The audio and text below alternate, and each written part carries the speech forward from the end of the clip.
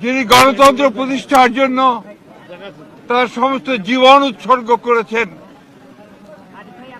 সেই মহান নেত্রী, বাংলাদেশের গণতন্ত্রের জন্য সংগ্রাম করা আপসীর নেত্রী, অনন্য সাধারণ ব্যক্তিত্ব সম্পন্ন মহিলা, দূরদৃষ্টি সম্পন্ন, প্রজ্ঞা সম্পন্ন একজন নেত্রী, যিনি বারবার বাংলাদেশের গণতন্ত্রকে উদ্ধার করবার জন্য সংগ্রাম করেছেন, কারাবরণ করেছেন এবং নির্যাতিত হয়েছেন। সেই অসাধারণ নেত্রী দেশনেত্রী বেগম খালেদা জিয়া আর আমাদের মাঝে নেই। আপনারা সবাই জানেন যে এই নেত্রী দীর্ঘদিন তার রাজনৈতিক জীবনের প্রায় সমস্ত অংশটাই তিনি গণতন্ত্রের জন্য সংগ্রাম করেছেন এবং গণতন্ত্রের মূল্যবোধগুলোকে প্রতিষ্ঠা করবার জন্য তিনি আজীবন কাজ করে গেছেন। 3 বার প্রধানমন্ত্রী হয়েছেন।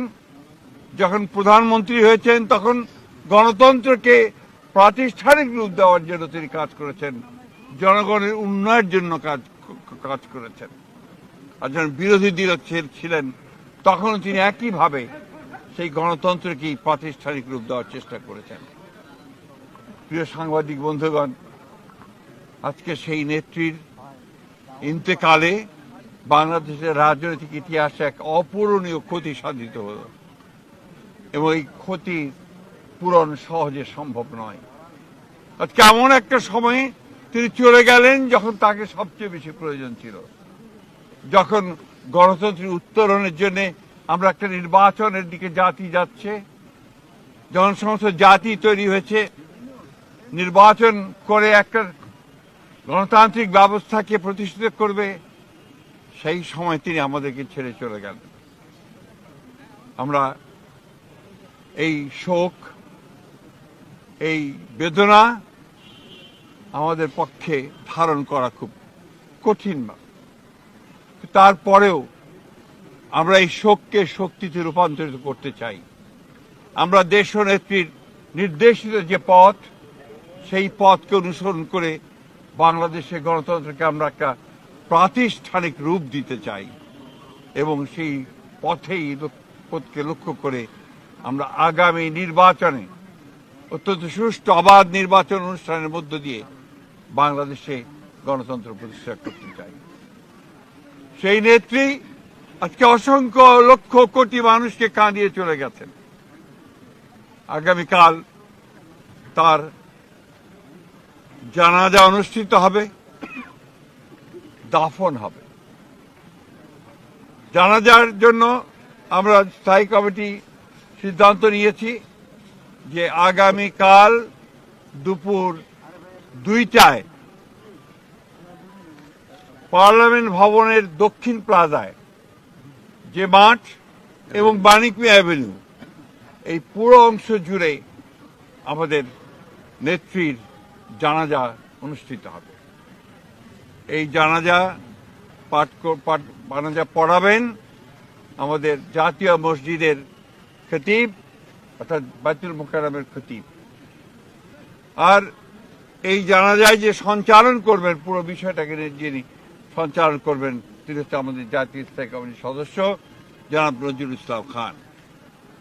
এরপরে আমাদের স্বাধীনতার ঘোষক, বহুদলীয় গণতন্ত্রের প্রবর্তক, বাংলাদেশের আরেক কিংবদন্তির নেতা, যাকে রাখাল রাজা বলে এই দেশের মানুষ, তার মাজারে, তারই পাশে আমাদের এই মহান নেত্রীকে সমাধিস্থ করা হবে, দাফন করা হবে।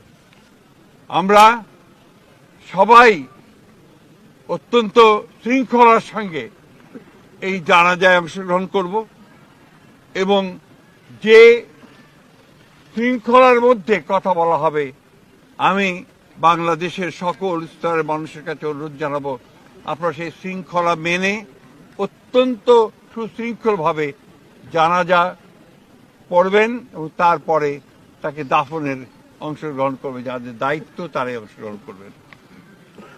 অনুরোধ থাকবে আপনাদের কাছে যে আপনারা কেউ এই নিয়ম ভঙ্গ করে শুধুমাত্র ছবি তোলার জন্য সামনের দিকে এগিয়ে যাবেন না এবং ব্যাহত করবেন না এই পুরো কর্মসূচিকে।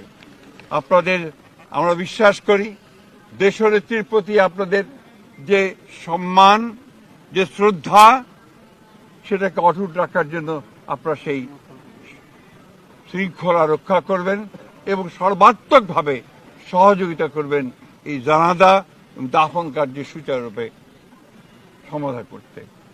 সব শেষে আবারও পরম করুণাময় আল্লাহ তাআলার কাছে এই দোয়া চাই যে আল্লাহ তাআলা তাকে যেন বেহেশত নসিব করেন। আমাদের ভারপ্রাপ্ত চেয়ারম্যান জনাব তারেক রহমান, তার জ্যেষ্ঠ পুত্র, তাকে যেন তিনি সেই শক্তি দেন যে এই যে দায়িত্ব পালন করবার শক্তি যেন তাকে দেন এবং তার পরিবারকে সেই শক্তি দেন এই শক্তি সহ্য করবার জন্য। আসুন আমরা আজকে সবাই শক্তিতে রূপান্তরিত একটা গণতান্ত্রিক রাষ্ট্র হিসেবে আমরা প্রতিষ্ঠিত করি। সবশেষে আবারও আপনাদেরকে ধন্যবাদ জানিয়ে আপনাদের সকলের সহযোগিতার জন্য বিশেষ করে এবং আপনারা জানেন যে ইতিমধ্যেই সরকারের তরফ থেকে 3 দিন শোক দিবস ঘোষণা করা হয়েছে, আগামীকাল ছুটি ঘোষণা করা হয়েছে এবং আপনারা ইতিমধ্যে জানেন যে প্রধান উপদেষ্টা তিনি বাণী দিয়ে কথা বলেছেন, আপনাদের সামনে জাতির সামনে কথা বলেছেন এবং সেজন্য আমরা সর্বাত্মক সহযোগিতার জন্য আমরা সরকারকে ধন্যবাদ জানাচ্ছি। সেই সঙ্গে দলের পক্ষ থেকে আপনারা জানেন যে 7 দিনের শোক ঘোষণা করা হয়েছে। এই 7 দিন আমাদের কালো পতাকা আমরা ধারণ করব, কালো ব্যাজ ধারণ করব, পতাকা কালো পতাকা উঠবে প্রত্যেকটি কার্যালয়ের, আমাদের দলীয় কার্যালয়ে এবং প্রত্যেক কার্যালয়ে দোয়া পড়া হবে, কোরআন তেলাওয়াত হবে। এই বিষয়গুলো আপনারা সবাই পালন করবেন। আমরা আবারও সকলকে সহযোগিতা করার আহ্বান জানিয়ে আমরা আজকে শেষ করছি। আসসালামু আলাইকুম।